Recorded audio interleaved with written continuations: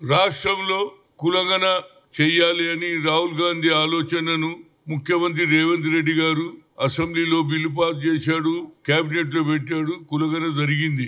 కానీ కొందరు ఆర్గనైజేషన్స్ కానీ కొన్ని పొలిటికల్ పార్టీస్ కూడా కులగణ సరిగ్గా కొందరికి అవకాశం ఇవ్వలేదు, తక్కువ వచ్చిందనే దాని మీద మళ్ళా నిన్న ఈ ఏదైతే కులగణ దాని మీద కమిటీ ఉందో వాళ్ళన్నీ చర్చించి మళ్ళా 16 నుంచి 28 వరకు ఎవరైతే ఇందులో పార్టిసిపేట్ చేయలేదో, కులగణ సర్వేలో రాలేదో వారందరూ కూడా అవకాశం ఇచ్చారు. ఇక దీని మీద అపోజిషన్ కూడా మాట్లాడే రైట్ లేదు. ఎందుకంటే తప్పు జరిగిందా లేదా అనేది కాదు, కానీ మీ అపోహలు ఉన్నాయి కాబట్టి దాన్ని కూడా మేము పూర్తి చేస్తామని రాష్ట్ర ప్రభుత్వం ఆలోచన చేయడం సరి అయిన నిర్ణయం.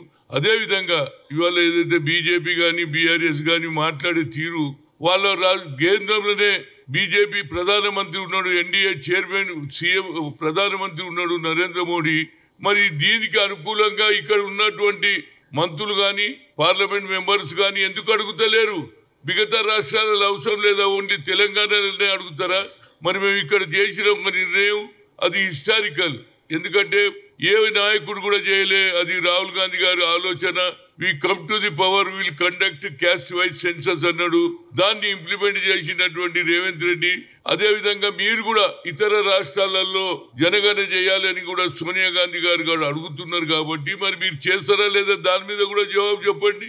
ఎంతసేపటికి కాంగ్రెస్ ను ఏ విధంగా ఇబ్బంది పెట్టాలని ఆలోచన చేస్తున్నారు. మీరు గతంలో 10 ఏళ్లలో మీరు ఏమేమి తప్పులు చేసిరో దాన్ని సరిదిద్దుకోవాలి తప్పితే ఒక ఆమె అంటది రాహుల్ గాంధీ వచ్చేటోడు ఉండే భయపడి రాలేదు, 6 డిక్లరేషన్ అంటాడు. ఇంకో నాయకుడు ఏమంటాడంటే ఢిల్లీలో జరిగినటువంటి కేజ్రీవాల్ అండ్ బీజేపీ ఇది కుమ్మక్కయిండ్రు, దీనికి కారణం ఓన్లీ బీజేపీని గెలిపించడానికి రాహుల్ గాంధీ అంటాడు. ఏమన్యాయం అండి ఇది? ఇది ఇది మంచి పద్ధతి కాదు. మా లైఫే కాంగ్రెస్ పార్టీ పుట్టిందే ఏది సెక్యులర్ సిద్ధాంతం మీద. మేము బీజేపీతో ఎన్నడాట్ చేస్తే అయితే ఎందుకు రోజు ఇదే మాటలు? అచ్చా మీడియా కూడా ఎక్కువ వాళ్ళకే ఇంపార్టెన్స్ ఇస్తుంది. నేను ఎందుకు చెప్తున్నానంటే మేము ఐఐటి ఐఐఎంలో రిజర్వేషన్ తెచ్చినాం, ఓబీసీ పార్లమెంట్ కమిటీ చేసినాం, యూపీఏ పీరియడ్ లో జరిగింది. కానీ ఒక్క పేపర్ కూడా రాయదా? కాంగ్రెస్ చేసింది యూపీ అని చెప్తున్నది. అది వాళ్ళు ఏం చేయని వాళ్ళు 25 కోట్ల మందిని మేము బిలో పావర్టీకి వెళ్ళి పైకి తెచ్చినామంటున్నారు. ఇవన్నీ వాళ్ళకే అవకాశాలు ఇస్తున్నారు. తప్పనిసరిగా మేము చేసింది చెప్తున్నాం. తప్పనిసరిగా ఏదైతే సోనియా గాంధీ గారు 6 డిక్లరేషన్ మాకు 5 సంవత్సరాలు ప్రజలు అవకాశం ఇచ్చిర్రు. మేము 5 సంవత్సరాలు తప్పనిసరిగా ఇచ్చిన వాగ్దానాలు అన్ని కూడా పూర్తి చేస్తామనేది నాకు నమ్మికుంది.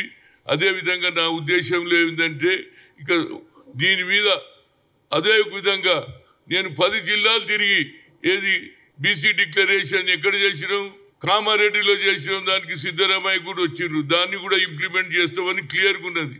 మనకు 42% రిజర్వేషన్ వస్తుంది.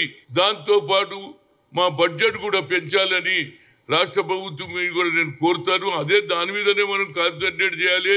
మనకు అవకాశాలు కుల వృత్తులకు కూడా న్యాయం జరగాలి. మాకు సరి అయిన బడ్జెట్ పెంచాలని నేను కోరుతున్నా.